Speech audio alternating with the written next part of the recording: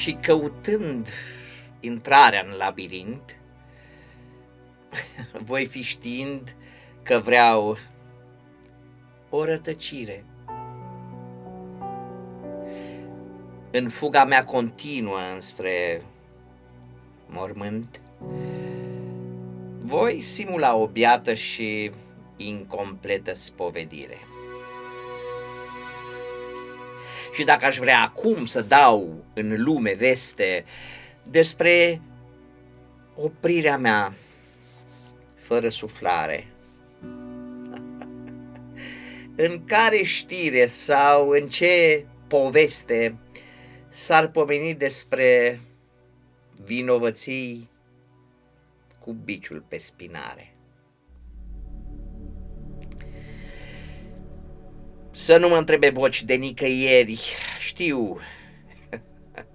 știu că vin de la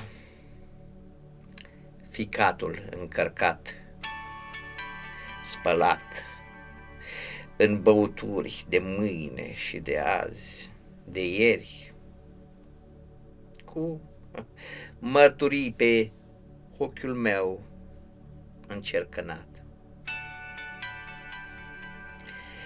Și dacă în dormitor mă așteaptă chiar un înger viu, eu astăzi sunt în gara cu 3 șine de metal.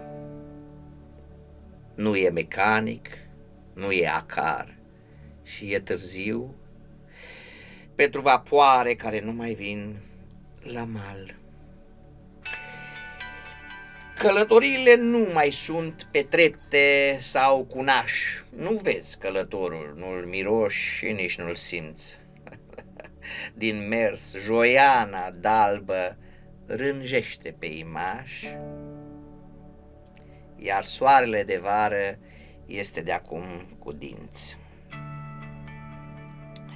Să te strig patetic chiar acum, scumpete,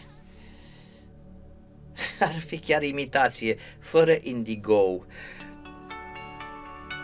O dansatoare andaluză pe perete privește spre vitrina în care am devenit un bou.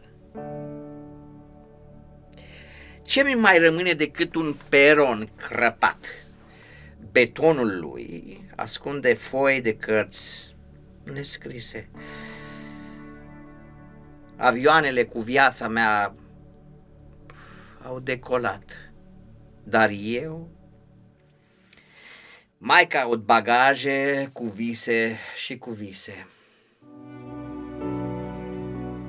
Și dacă a venit apa și l-a luat pe el, pe podul meu, dincolo de abis, îmi clatină ființa întreagă de bărbat, pentru că în carul meu cu fân mai este încă un vis promis.